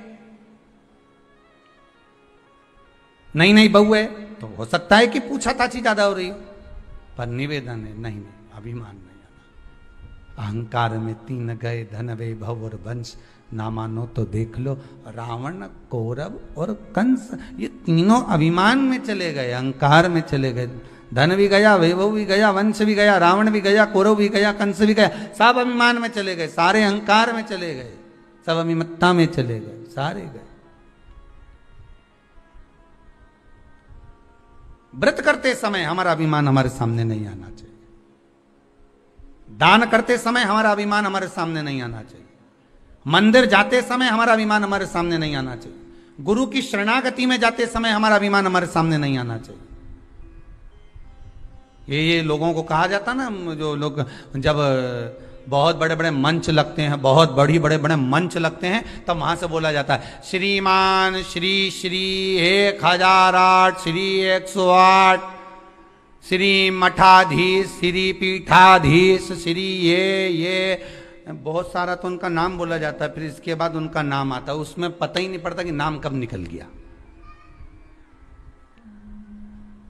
उन नामों में पता नहीं चल पाता कि वो नाम जो असली नाम था उनका गया कहां है, वो नाम चला कहां गया। बस यही शिव महापुराण की कथा कहती है कि अभिमान के नाम के साथ में, अहंकार के साथ में तुम्हारा कितना बड़ा उदा है, कितना बड़ा पद है, उससे मतलब नहीं होता। महाराज निर्मल मन अगर आपका है, चित्तवृत्ति आपकी मन निर्मल है, तो भगवान को पाना, उसमें औधा ना निकालना।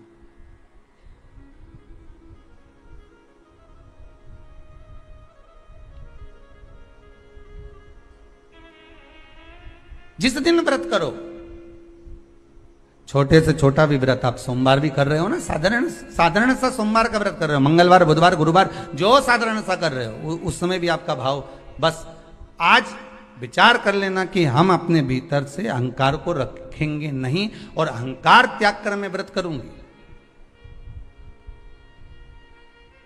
अब उठाओ व्रत की किताब, जितनी भी किताब आपके पास में अपनी अलमारी में रखी हो व्रत की। अभी थोड़े दिन बाद तीज का व्रत आने वाला होगा, हरतालिका तीज, बड़ी तीज, छोटी तीज, चतुर्थी, छठ, सब आएगी। सबकी किताब है तुम्हारे घर में, ऐसा नहीं है कि तुम्हारे घर में किताब नहीं हो। बड़ी चतुर हो तुम लोग, ईमानदारी की बात, क्योंकि तुम लोग जब व्रत करती हो तो पोथी पढ़ती भी हो, तो सबके घर में किताब रखी है, सत्यनारायण भगवान की भी रखी है, सबके घर में पोथी रखी है। तीज माता की किताब निकाल लेना, छठ माता की निकाल लेना, हर छठ की निकाल लेना, आप प्रदोष की निकाल। उसमें लिखा है प्रातः काल में उठकर सबसे पहले स्नान करिए, लिखा कि नहीं लिखा, उसके बाद में फिर ये काम करिए। तो उसमें लिखा है कि स्नान करो, क्या लिखा है? स्नान करो। उसमें यह नहीं लिखा कि नहाओ।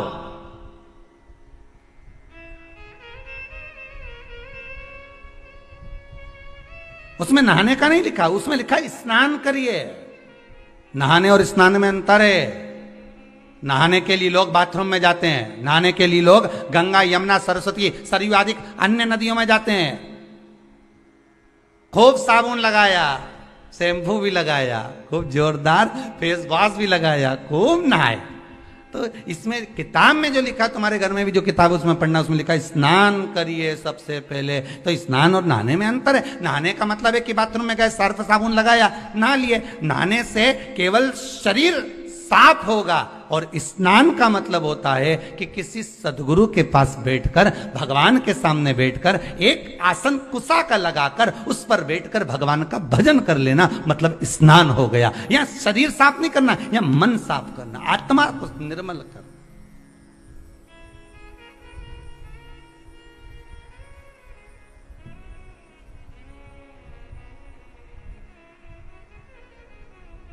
आपसे कोई पूछे ना कि आपके स्नान कब से कर रही हो, तो तुम बिल्कुल जवाब दे सकती हो, लगभग मैं 2 साल से कथा सुन रही हूं, मतलब 2 साल से मैं स्नान कर रही हूं, मतलब 2 साल से भगवान की भक्ति में लगी हूं, तो वो स्नान ही तो है।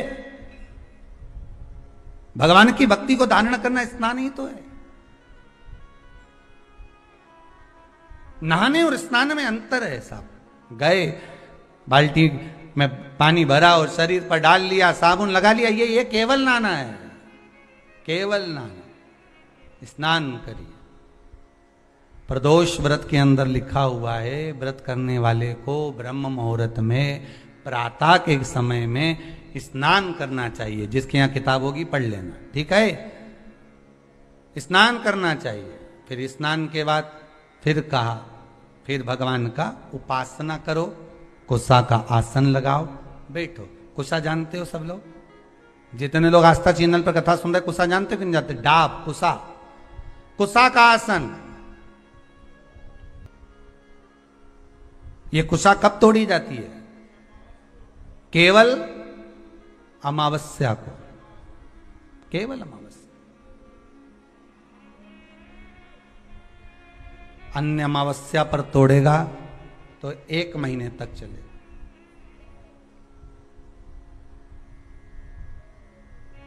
केवल महाराज, और भद्र अमावस्या को जब तोड़ेगा तो 1 वर्ष तक चलेगा। और कुशा तोड़ने का भी नियम है, कुशा लाने का भी नियम है, और उस कुशा का आसन पर बैठकर स्मरण करने का भी नियम है।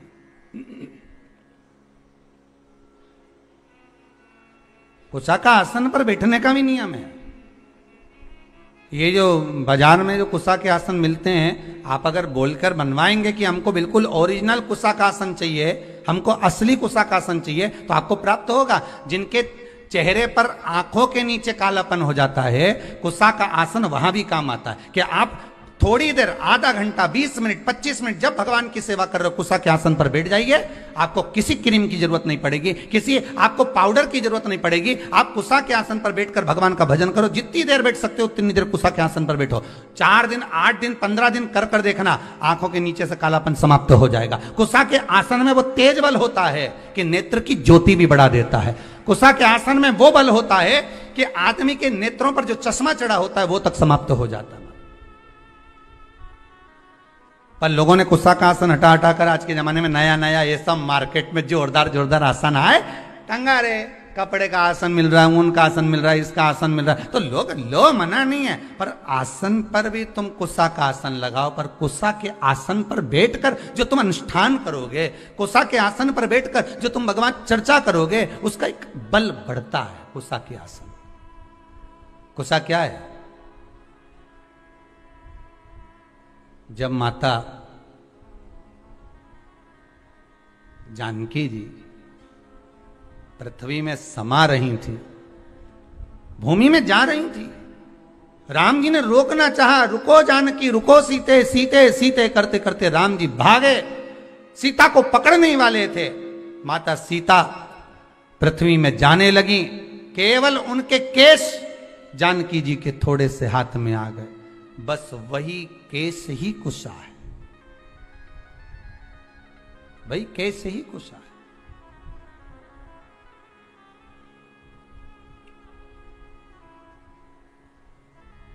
जिस दिन आपका मन कहीं नहीं लगे, बेचैनी अंदर से हो रही हो, भीतर से,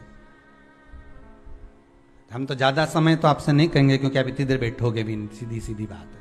हम कह भी दें कि तुम 1-2 घंटा बैठ जाओ तो नहीं बैठ सकते। तो हम तो इतना कहेंगे कि अगर आपके हृदय में बेचैनी ज्यादा हो, मन ना लग रहा हो, आज ऐसा लग रहा है कि मुझे कुछ भी अच्छा नहीं लग रहा, आज आपको ऐसा महसूस हो रहा है कि कुछ बुरा होने वाला है, आज आपको ऐसा महसूस हो रहा है कि मेरा कोई अंग फड़क रहा है जिसके कारणवश मुझे कुछ कष्ट हो सकता है, आज मुझे स्वप्न अच्छे नहीं आए हैं, आज मेरी विचारधारणा ठीक नहीं लग रही है, आज मुझे कोई घात का योग बन रहा है, मेरे ऊपर कोई ग्रह बेकार चल रहा है, इसलिए आज मेरा मन नहीं लग रहा, आज मुझे बेचैनी, आज मैं इस मार्ग से जाऊंगा और मेरे साथ में घात होगी। तो निवेदन है, कम से कम 10 मिनट से लेकर 15 मिनट के भीतर आप कुशा के आसन पर आराम से बैठिए और बैठकर भगवान का स्मरण करिए, नारायण का, शंकर का, राम का, कृष्ण का, जिसकी मर्जी पड़ जाए उसका स्मरण। तुम्हारे गुरु मंत्र का स्मरण कर लो, तुम्हारे गुरु का स्मरण कर लो, पर करो, 15 मिनट बैठकर कर लीजिए। उसके बाद आपके हृदय में जो हलचल मची हुई थी वो एकदम शांत हो जाएगी। 15 मिनट से ज्यादा में करना ही नहीं, तुम तो 15 मिनट करके देखो, और करके जरूर देखना कहीं सियोर वाला महाराज झूठ तो नहीं बोल रही, करके देखने में अपना क्या जाए।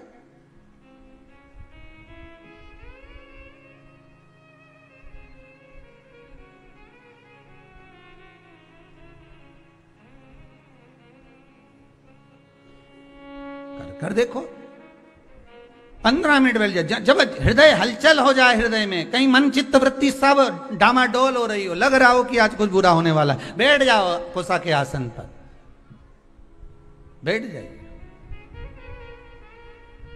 पर उस कुशा में वस्त्र नहीं होना चाहिए। वस्त्र से मतलब जान लीजिएगा, बहुत अच्छे से कहेंगे, कुशा का जो आसन होता है उस आसन में चारों तरफ लाल कलर की लोग पट्टी लगा देते हैं, बहुत ध्यान दीजिएगा। आसन कुशा का अगर है तो उसमें जो नायलॉन प्लास्टिक की बद्दी से उसको सिल सिल के बनाते हैं, ये भी हमारे इसमें नहीं है। हम केवल कुशा के आसन की बात करते हैं, और कुशा का आसन अगर बना सकती है तो केवल घर की नारी ही बना सकती है। घर की नारी कैसे बनाएगी? उसको धागे से सिलती जाएगी, धागे से सिलेगी, आसन तैयार कर लेगी, और उसमें कोई प्लास्टिक नहीं होगा, उसमें कोई पॉलीथीन नहीं लगी होगी, उसमें कोई पन्नी नहीं लगी होगी, केवल उसमें धागा लगा हुआ होगा, धागा। और उसमें कोई किनारी नहीं, जब तक चले चले फिर उसको सिल लीजिए। पर आसन कुसा का हो जो केवल आपकी भक्ति के लिए हो, उसको थोड़ी देर बाद आप उठा के रख दो, बैठे हो जब तक बैठो, उसके बाद उठा दो, उसको लपेट कर रख दीजिए। और होता है कहीं कहीं आपने दर्शन करा होगा, बिना किन्नौर का भी आसन आता है। आप लोगों को तो ज़्यादा मालूम होगा क्योंकि आप लोग मार्केट ज़्यादा घूमते रहते हो, तो बड़े बड़े मॉलों में जाते रहते हो, तो आप लोगों को तो ज़्यादा मालूम होगा कि कुसा का जो आसन होता है, उस कुसा के आसन की महत्वता को अगर व्यक्ति जानता है तो वो कुसा के आसन पर बैठकर भगवत भजन करेगा। कई लोग पूछते हैं महाराज जी, शंकर जी का भजन करना है तो कौन से आसन पर बैठना है, देवी जी का भजन करना है तो कौन से आसन पर बैठना है, लक्ष्मी जी को प्राप्त करना है तो कौन से आसन पर बैठना है, माला कौन सी जपना है, शंकर जी को जपना है तो कौन सी माला से जपना है, भगवान नारायण को जपना है तो कौन सी माला से जपना है, लक्ष्मी जी को जपना है तो कौन सी माला से जपना है। तो सीधा सीधा यहाँ तो शास्त्र में तो लिख दिया उन्होंने कि लाल कलर का आसन पे देवी जी की आराधना होती है, काले कलर के आसन पर शंकर की आराधना होती है, नारायण की आराधना कुसा के आसन पर होती है, तुलसी की माला से भगवान राम कृष्ण हरि का दर्शन आप स्मरण कर सकते हो, रुद्राक्ष की माला से शंकर और पार्वती का स्मरण कर सकते हो, कमल गट्टे की माला से आप लक्ष्मी का स्मरण कर सकते हो, हल्दी की माला से आप सरस्वती का स्मरण कर सकते हो। ये तो सब शास्त्रों में लिख दिया कि आप इस माला से इसको जप सकते हो, आप इसको प्राप्त कर सकते हो। पर अगर हमारे पास में कुछ भी नहीं है, कोई काला आसन नहीं, कोई लाल आसन नहीं, कोई ये आसन नहीं, तो आप कुसा का आसन, मात्र कुसा का आसन बिछा लीजिए, बहुत बस परमात्मा प्राप्त कर लेगा। जिस देवता को भाग दोगे, देवी को, देवता को, शंकर को, नारायण को, राम को, कृष्ण को, जिस देवता को आप भाग दे रहे हो उसको प्राप्त हो जाए। उद्यापन करते हो किसी व्रत का? बोलो हर हर महादेव। उद्यापन करते हो व्रत का?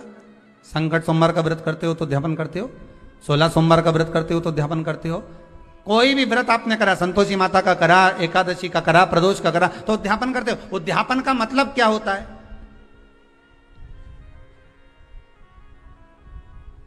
जल्दी बोलते जाओ। जितने लोग आस्था चैनल पर कथा सुन रहे हैं, उद्यापन का मतलब क्या होता है? अगर आपसे कोई पूछेगा तो कहोगे कि जो व्रत करा उसका समापन करना।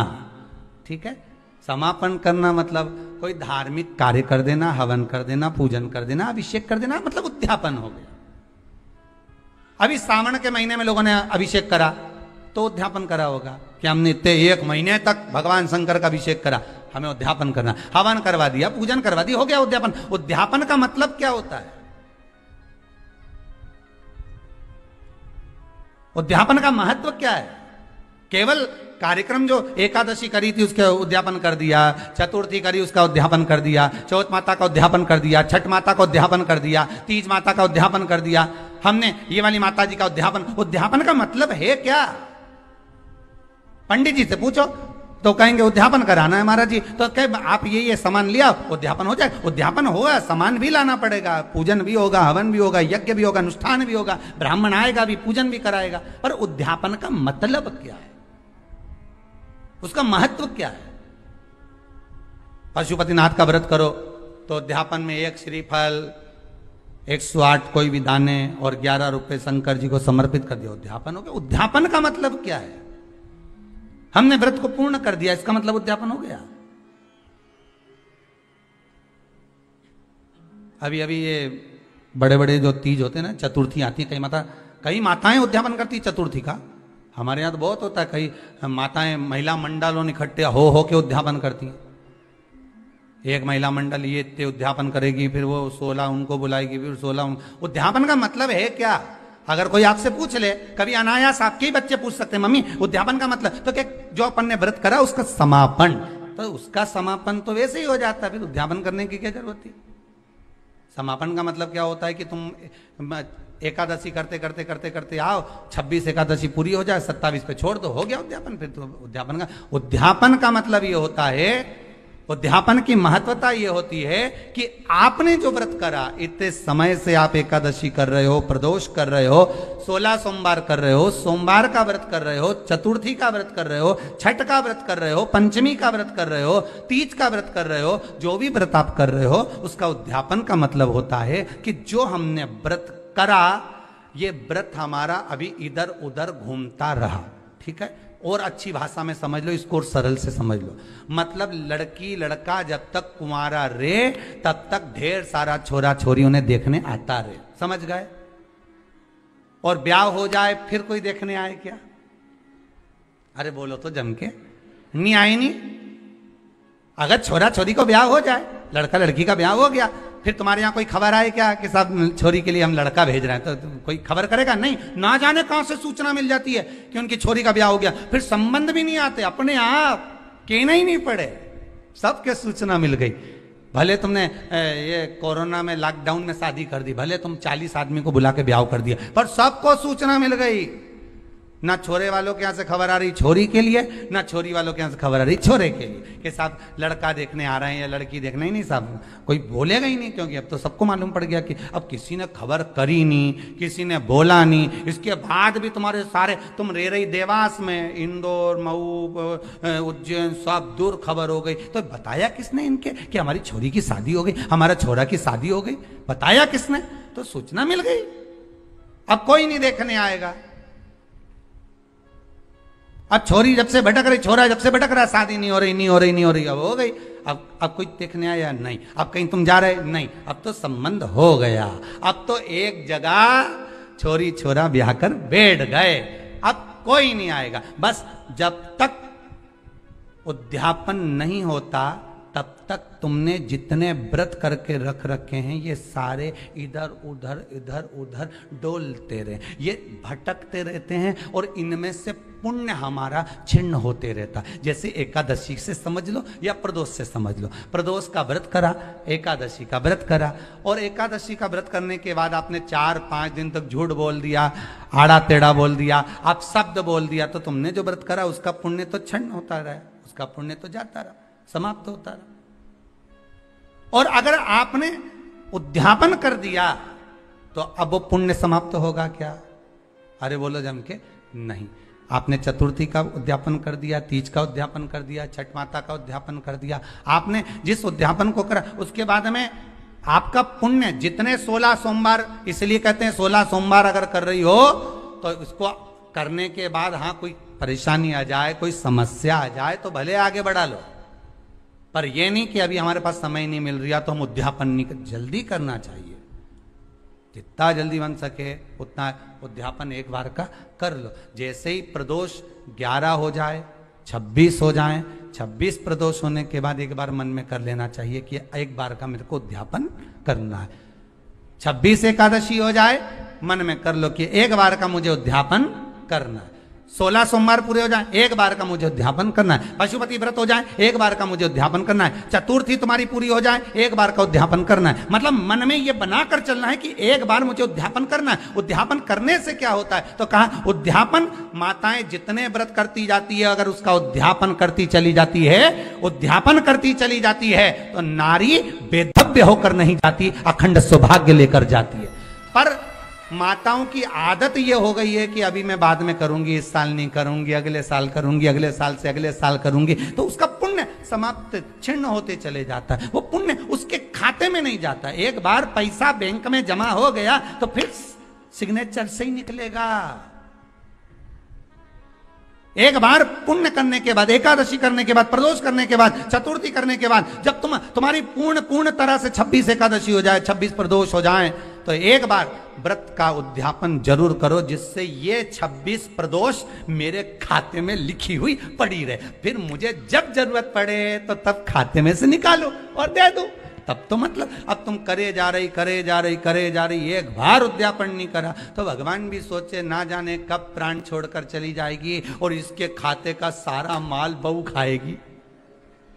सीधी बात है, जितनी छोड़कर जाओगे घर में, जो घर में छोड़कर गए हो वो तो दूसरा ही खाएगा ना, और तुम्हारे खाते का तो तुम्हारे सिग्नेचर के बगैर किसी को नहीं मिले। कई लोग तो मर के चले गए और जाने के बाद जो ये बीमा करवाया था, जो सामान पैसा इतना इधर उधर पड़ा था, वो तो उसके खाते, भैया उसके सिग्नेचर दिखाओ, उसका कागज दिखाओ, मरने का सर्टिफिकेट दिखाओ जाके कि ये मर गया है, तो फिर हम पैसा देंगे, नहीं तो काय को दे। यहाँ तो कागज चाहिए, सील ठप्पा चाहिए। भगवान भी कहेगा नीचे तूने एकादशी तो खूब करी, नीचे तूने प्रदोष तो खूब करा, चतुर्थी भी करी, तीज भी करी, छठ भी करी, सारे व्रत तूने करे, सोमवार मंगल बुध गुरु शुक्र शनि सारे करे, उद्यापन कौन से का करा? अब उद्यापन करने के बाद जो तू 26 कर आया, 11 कर आया, उसका खाते में तेरे पड़ा हुआ है। जब तू जाएगी तेरे खाते में लिखा हुआ मिलेगा कि मैंने 26 प्रदोष करी थी, तो उसका पुण्य मेरे सामने आए। और तूने ताली बजाई जैसे राजा महाराजा ताली नहीं बजाए, ने दासी दौड़ के आ जाए, बस तू वहां जाके ऐसी ताली 3 बार बजा देना, हर हर महादेव के ने प्रदोष सामने, ने एकादशी सामने, वो सामने। और फिर वो प्रदोष माता फिर प्रदोष पूछेगी, भगवान शंकर के गण पूछेंगे, तुमने ताली बजाई, हुजूर बोलिए क्या बात है। बस ये मेरे को नरक ले जा रहे हैं, 94 तरह का नरक में डालने की बात कर रहे हैं मेरे को। मैं कौन समझ जा, बस मेरे को नरक में डालने की बात कर रहे हैं। अब बोलो। तो प्रदोष तुरंत सामने आके खड़ी हो गई, क्या बात करते हो साहब, इनने 11 प्रदोष का व्रत करा है, इनने 26 प्रदोष करी, तो कि करी तो खूब सारी, पर इसने उद्यापन एक का भी नहीं करा, तो भले नहीं करा पर व्रत तो कि सील रजिस्ट्री होगी प्लाट पे तो मकान बनाने में दिक्कत नहीं आएगी। कब्जे की जगह पे अगर मकान बना होगा तो कभी भी सरकार खाली करा दे, तो सील लगवाओ, उद्यापन की ठप्पा लगना चाहिए कि हमने इतना हमारा खाते का है। यहां तो लोग भागवत जी कराते हैं तो भी उद्यापन करते हैं, बोले होता कि नहीं होता? 7 दिन की भागवत के बाद हवन होता है,